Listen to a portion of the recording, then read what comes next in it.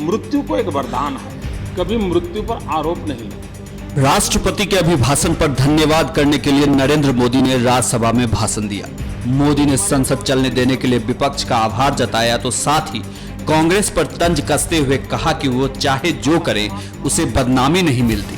PM ने विकास पर अपने भाषण को केंद्रित रखते हुए सरकार की उपलब्धियों को सामने रखा।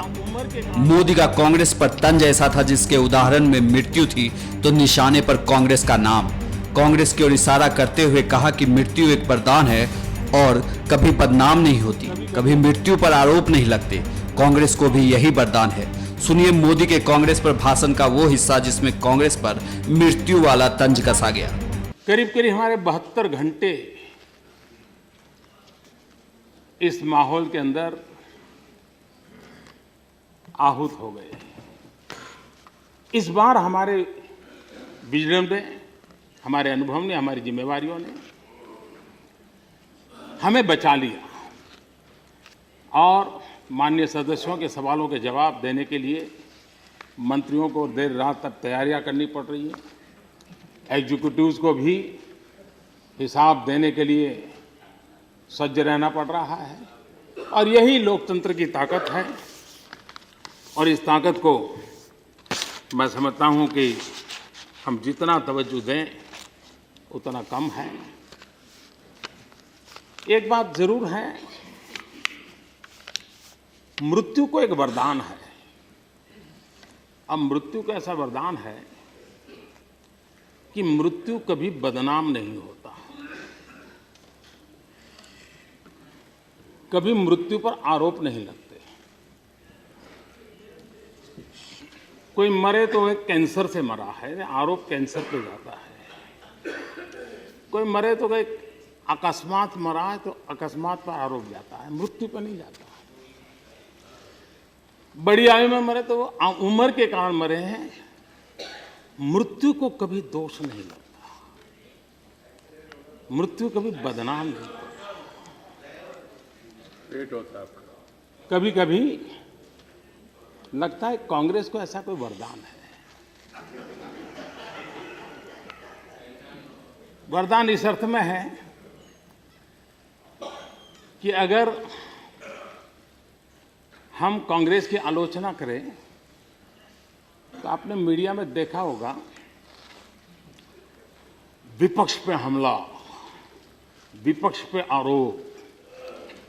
कभी ये नहीं आता है कि कांग्रेस पे हमला, कांग्रेस पे आरोप। हम अगर शरद जी के खिलाफ कुछ कहें, मायावती जी के खिलाफ कुछ कहें तो अखबार में आएगा, टीवी में आएगा कि बीएसपी पर हमला, जेडीयू पर हमला, शरद जी पर हमला, मायावती जी पर। लेकिन कांग्रेस एक ऐसी है, जब भी हमला हो तो विपक्ष पर हमला। कभी कांग्रेस को बदनामी नहीं मिलती है। अब ये अपने आप में एक बड़ा गजब का विज्ञान है जी। तो ये अब वो तो यही हमारे सारे साथी सोचेंगे कि ऐसा कैसे होगा। यहां पर हमारे विपक्ष के नेता ने चर्चा प्रारंभ की थी, तब मैं यहां उपस्थित था। हमारे नड्डा जी ने सी चेंज कहा तो हमारे गुलाम नबी जी ने थोड़ा माहौल हल्का करने का इरादा होगा, उनका कोई इरादा गलत नहीं होगा, लेकिन चेन्नई का उदाहरण दे दिया। वो एक संकट था, मानवीय दृष्टि से वो दर्दनाक घटना थी। उसको इस सी चेंज के जोड़ करके मजाक करने से उनकी पीड़ा में हम थोड़ा, तो वो ना समझता अच्छा नहीं लगा। यहाँ एक विषय ये भी आया, यहाँ एक विषय ये भी आया कि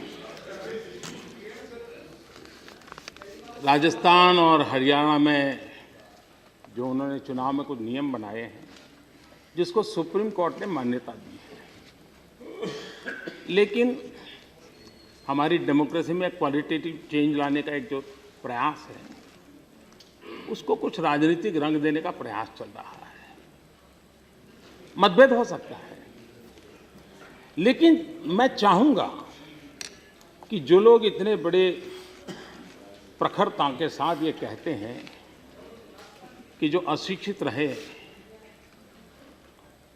उनका क्या, मैं खास करके गुलाम नबी साहब से और उनके साथियों से आग्रह करूंगा कि जो 5 राज्यों में चुनाव होने वाले हैं, कम से कम 30% लोगों को, अनपढ़ लोगों को टिकट दे, बिल्कुल अनपढ़ लोग। तो जो वो कह रहे हैं उसमें उनका क्या कमिटमेंट वो पता चलेगा। अनपढ़ की इतनी चिंता है, होनी भी चाहिए। लेकिन मेरा एक अनुभव शेयर करता हूं।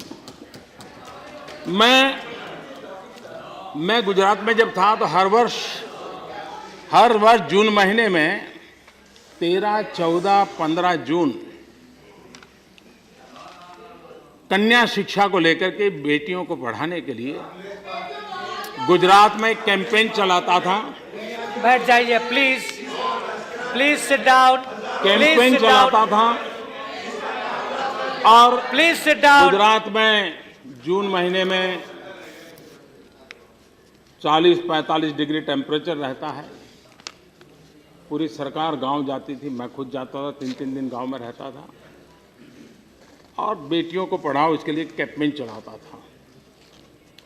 स्कूल 15 जून से शुरू होते थे तो उसके पहले एडमिशन के लिए लगते थे। वहाँ मैं मातृ सम्मेलन भी करता था। एक गांव में मैं गया, मैंने ऐसे ही उनको पूछा, जरा बताइए भाई आप में से अनपढ़ कितने हैं?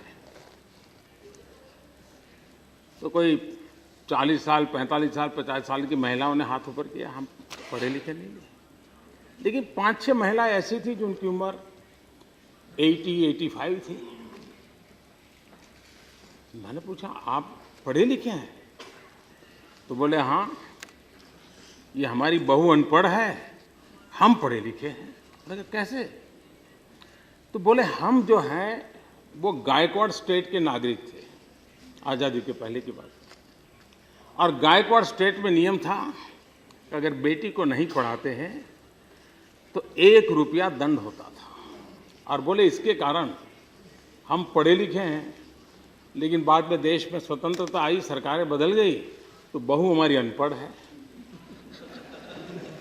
तो ये जो अनपढ़ का कारण है वो आज़ादी के बाद जो हमारी कमियां रही है उससे, और इसलिए हमने चिंता शिक्षा की करने की जरूरत है ताकि ये जो कठिनाई है उस कठिनाइयों से हम बाहर आ सकते हैं। राष्ट्रपति जी ने कहा है कि सदन please sit down, please sit down, please sit down, please don't interrupt.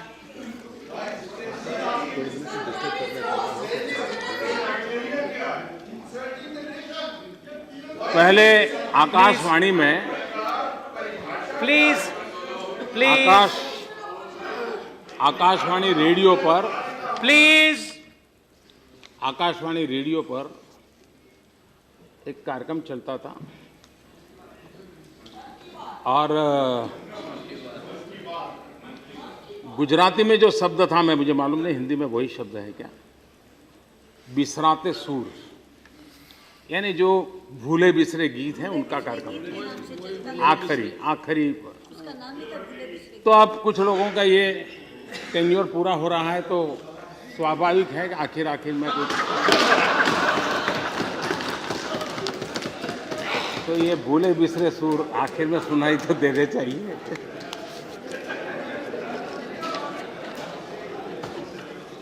सभापति जी, एक प्रकार से ये अपर हाउस है। हमारे यहाँ कहा जाता है महाजन ये न गतः पंथा, जहाँ महापुरुष चलते हैं लोग उसका पीछे चलते हैं।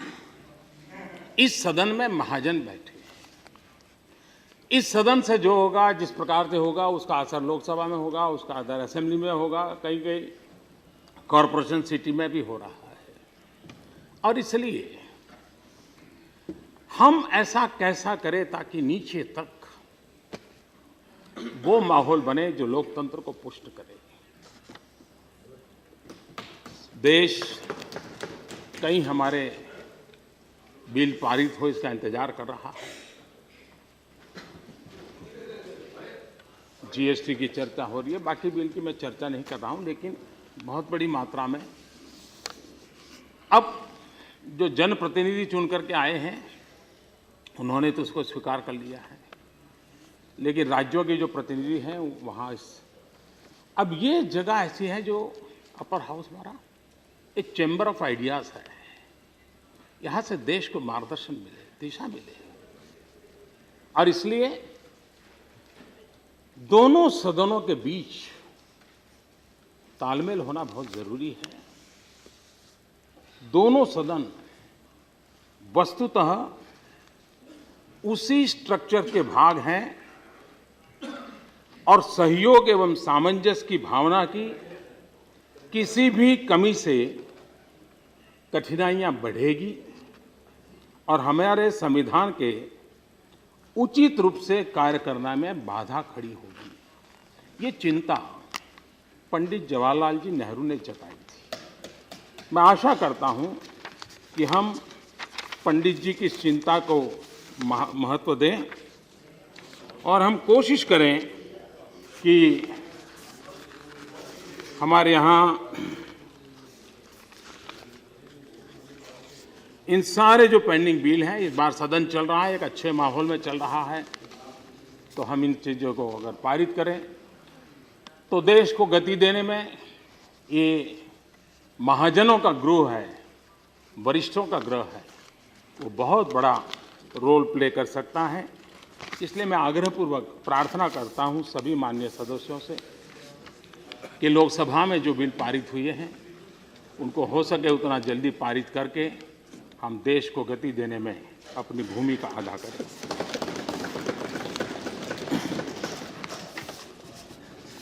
इस सरकार में राष्ट्रपति के अभिभाषण में कुछ बातें आई हैं।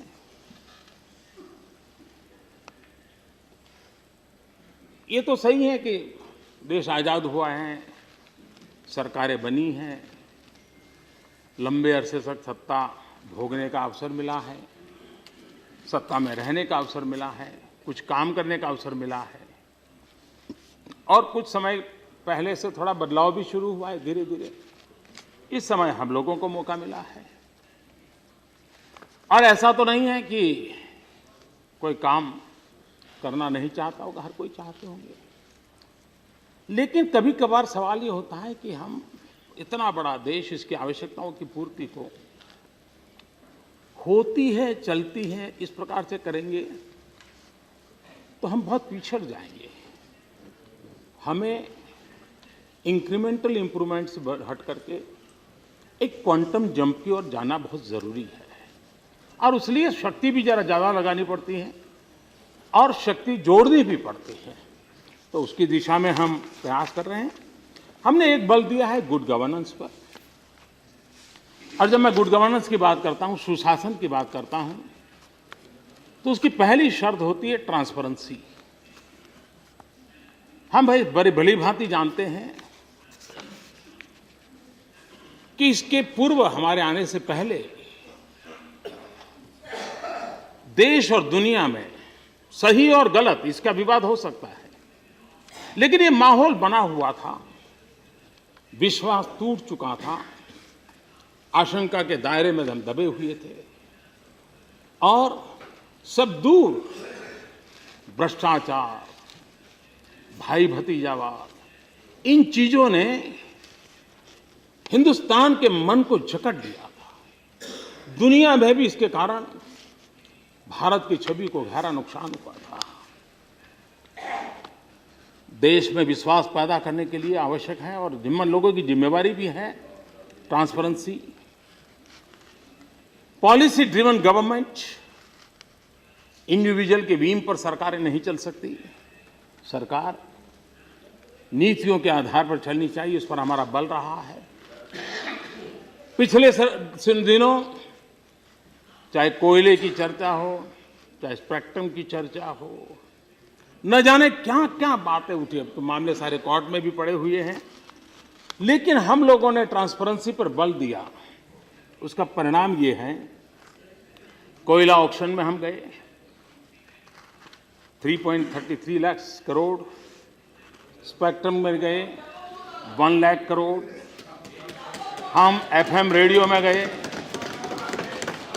अभी अभी चल रहा है, शायद आप लोगों को ध्यान होगा, 6 अन्य मिनरल्स का, और अभी जो ऑक्शन में करीब 18,000 करोड़ रुपए क्रॉस करते हैं।